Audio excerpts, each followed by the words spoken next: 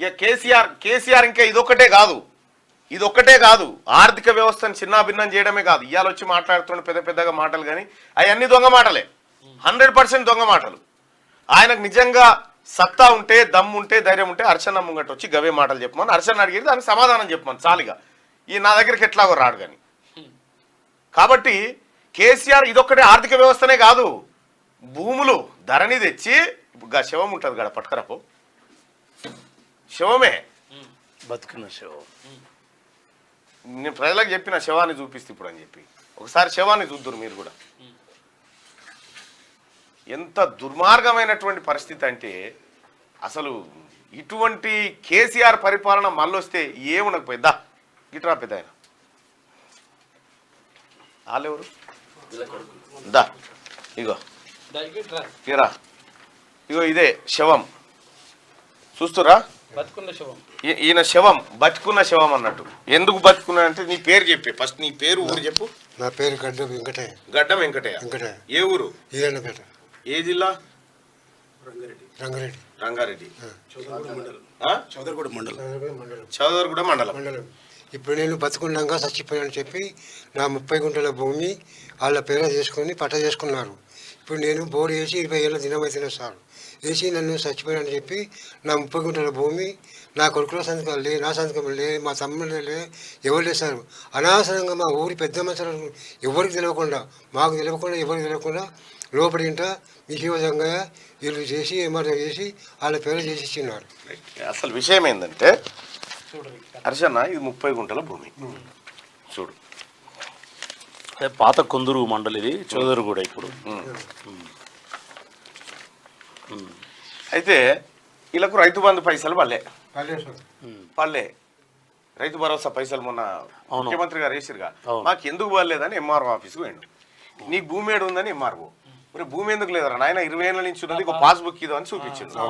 చూపియంగానే నీ భూమి నువ్వు చచ్చిపోయినవట కదా, నువ్వు ఎప్పుడో చచ్చిపోయినవట కదా అని చెప్పి చెప్తే ఇగో ఇద్దరు ఆడోళ్ళు పోయి, మమత గాయత్రి అంట ఇద్దరు పోయి, మా నాయన చచ్చిపోయిండు మేమే వారసులమని అఫిడవిట్ వేసి ఈయన పేరు మీద ఉన్నటువంటి 30 గుంటల భూమి ఈయనకు సంబంధం లేకుండా, కొడుకులకు తెలియకుండా ఇద్దరు ఎవరో మహిళల మీద పేరు మీద చేసిరా అవతల బట్టర్ అయిపోయిందా. ఇది ధరణి పుణ్యం.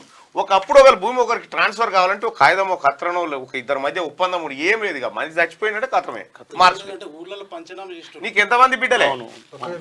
ఒక్క బిడ్డే. మరి ఇద్దరు బిడ్డలు వచ్చిందాడ. వీళ్ళు బిడ్డలు కాదు, ఏం కాదు. ఇగో వీళ్ళిద్దరి పేరు మీద చేసిరా అవతల పడరు. ఇగో కేసీఆర్ ఏది భూరికాళ్ల ప్రక్షాళన ధరణి, ఇగో ఇటువంటి ధరణి తీసేయాలంటుర్రు. ధరణి బంగాళాఖాతంలో ఎత్తారు, వేయాలనా ఏం చేయాలి చెప్పు. ఇక ధరణినే కాదు, ధరణితో పాటు కేసీఆర్ కూడా వేయాలి. ధరణి మళ్ళీ కిందికి పైకి మనిషిని బతుకున్న మనిషి. ఇగో ఈయన పిల్లలు ఇద్దరు కొడుకులు, ఓ బిడ్డే.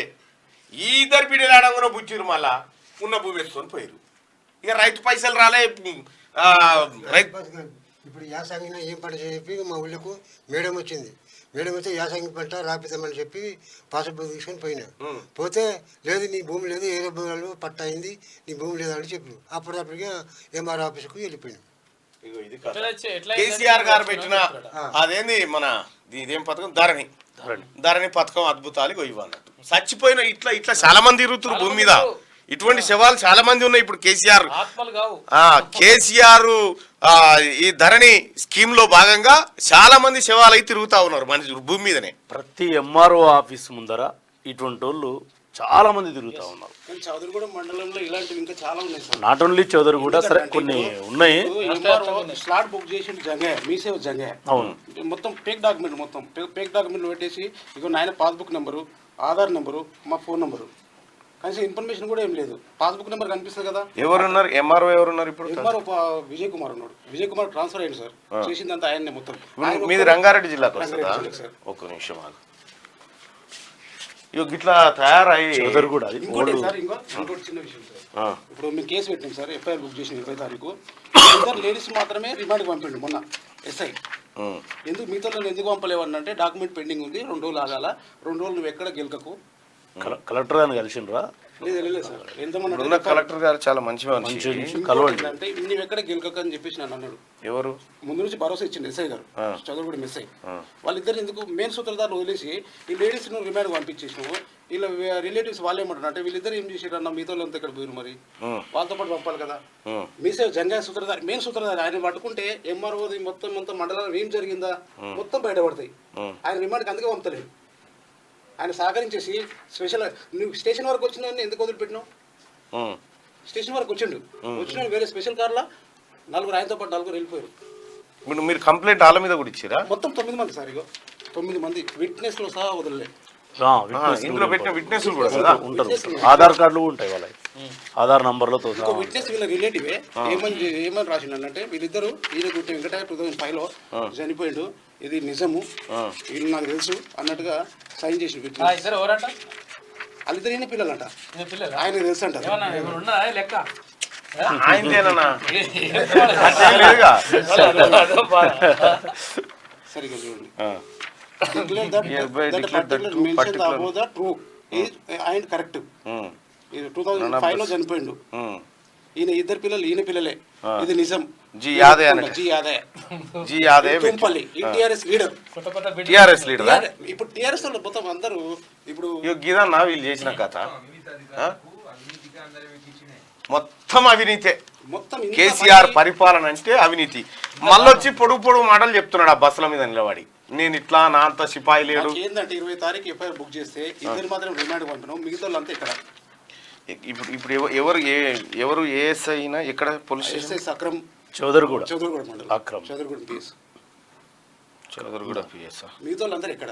మెయిన్ సూత్రధారులు ఇద్దరు, ఎంఆర్ఓ సస్పెండ్ కావాలా, ఆయన రిమాండ్ కావాలా, ప్లస్ ఇంకొకటి మెయిన్ సూత్రధారి మీసేవ నంబర్ ఉందా తీసుకున్నాను, మీసేవ కూడా బంద్ కావాలన్నా. చౌదరిగూడ ఎస్ఐ నెంబర్ ఉందా? ఉంటే చెప్పు. 87126. అందరి మీద కట్టిరు కేసు.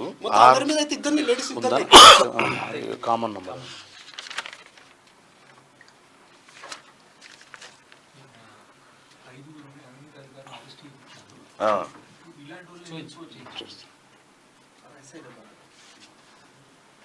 నైన్ 4910. చదవకు మళ్ళీ ఆయన అందరు ఫోన్ చేసి ఇబ్బంది ఫోన్ పెడతారు. చేస్తావు పర్సనల్ నంబర్ నట్టు కొట్టరా అదే.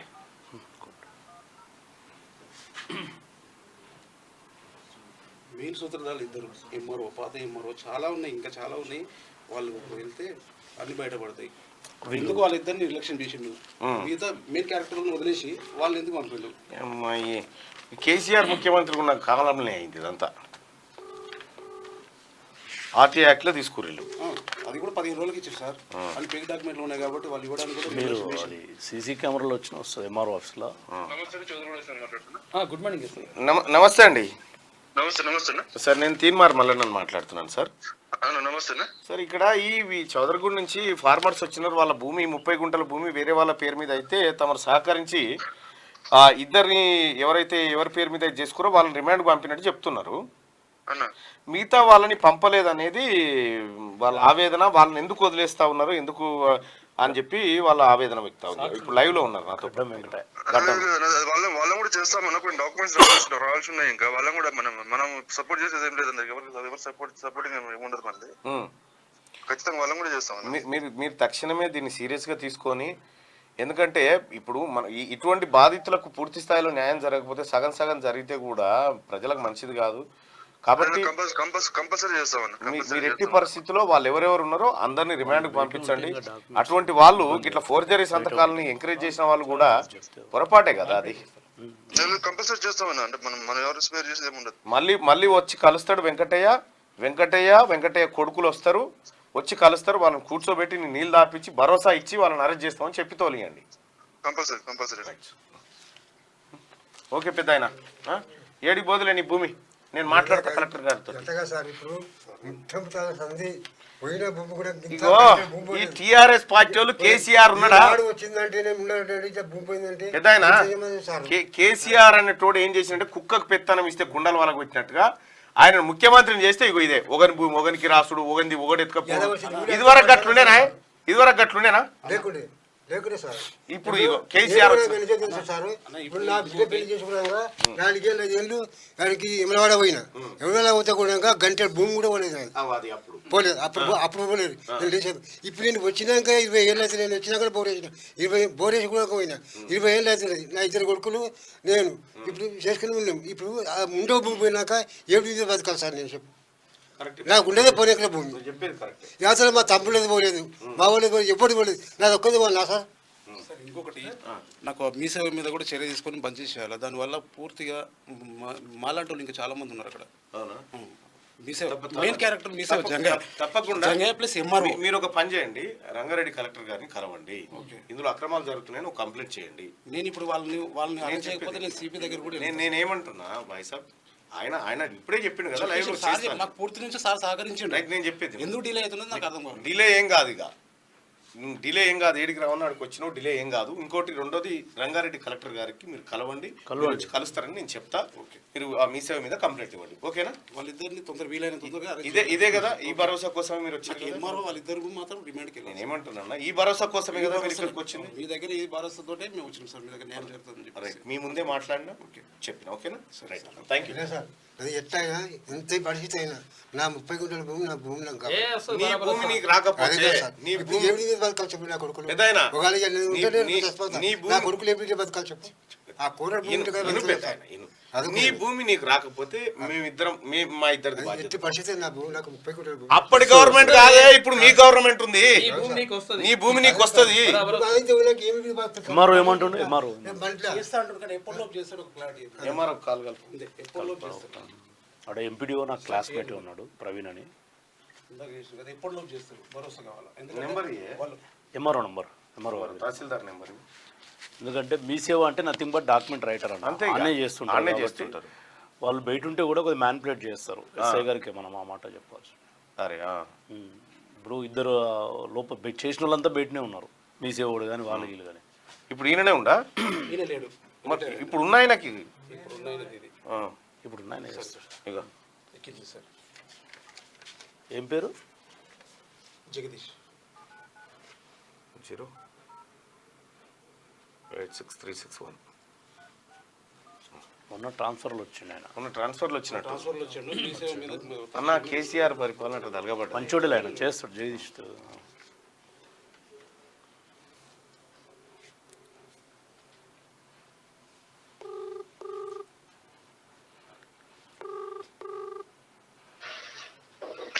Sir good morning sir.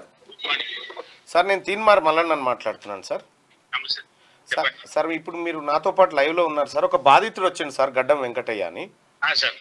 Sir ఆయన భూమిని 30 గుంటల భూమిని గత ఎంఆర్ఓ వేరే వాళ్ళ పేరు మీదకి ఒక అఫిడవిట్ పెట్టి మార్చేసినారు సార్. ఆయన నా భూమి నాకు కావాలని నా స్టూడియోలో వచ్చి నిలబడ్డాడు సార్. ఈయన చనిపోయిండని. ఈయన చనిపోయిండని అఫిడవిట్ వేసి తీసుకొని పోయారు సార్. సర్టిఫికెట్ పెట్టి. అది విషయం ఏంటంటే గడ్డం వెంకటయ్య అనే వ్యక్తులు ఇద్దరు ఉన్నారు సార్. అది ఏమైపోయిందంటే ఈయన ఒకటే అనుకుని కొంచెం అది జరిగింది, తప్పు జరిగింది. దాని మీద రిపోర్ట్ కూడా పంపాము కలెక్టర్ గారికి క్యాన్సిలేషన్ కోసం. ఓకే. అది కాదు సార్ ఒకటి ఆయన మనోవేదనకు గురవుతున్నాడు కదా సార్. లేదు సార్, మేము చూసాము. నేను తర్వాత నా నోటీసులు వచ్చినాక ఎంక్వైరీ చేశాను, చేసి దాని మీద రిపోర్ట్ కూడా పంపాము. జెన్యూన్ ఉందా లేదా? అయితే ఇప్పుడు ఈయన నష్టపోయింది, ఈయన ఆందోళనకు గురైంది వాస్తవమే కదా? వాస్తవం సార్. ఎవరి వల్ల? అది గతంలో పనిచేసినటువంటి తహసీల్దార్ నిర్లక్ష్యం వల్ల. సార్ మరి ఇది సరి చేయాల్సిన బాధ్యత కూడా మన మీదే ఉంది కదా. అదే సార్, అందుకోసమే రాశాము. దాని మీద యాక్షన్ మీరు తీసుకుంటాం తక్షణం మళ్ళీ ఒకసారి రిమైండ్ చేయండి. సార్. పై వాళ్ళకి రిమైండ్ చేసి ఆయన కొద్దిగా భరోసా ఇచ్చి కొద్దిగా ఇప్పుడు ఆయనకు రైతు భరోసా పైసలు రాలేదు ఆయనకు. ఇప్పుడు పైసలు ఎటుపోతాయి? ఈ పైసలు నువ్వే కట్టాలి ఇప్పుడు.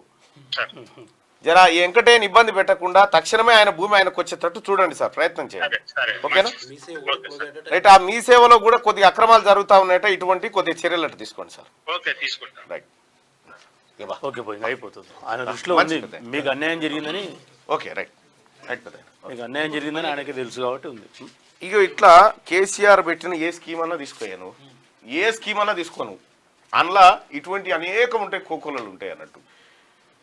మామూలుగా ఒక నానుడు ఉంటుంది కదన్న, 100 మంది దోషులు తప్పించుకున్నా పర్వాలేదు కానీ ఒక నిర్దోషికి అన్యాయం జరగదు జరగొద్దని కానీ ఈయన స్కీమ్లలో 100 మంది దోషులు తప్పించుకున్నారు, అమాయకులు దోషులయ్యారు. 100 మంది దోషులు కలిసి అమాయకులను బలి చేసుకుంటున్నారు. కేసీఆర్ నమ్ముకుంటే ఎంత పరిస్థితి ఉంటుందంటే ఏది ఇప్పుడు ఇగో జిఎస్టీ అధికారులు 45 కోట్లు గోల్మాల్. కేసీఆర్ నమ్ముకున్న అధికారుల పరిస్థితి, అటు నమ్ముకున్న కొంతమంది పోలీసుల పరిస్థితి, కొంతమంది కలెక్టర్ల పరిస్థితి ఇగో ఇంత దారుణానికి వచ్చింది.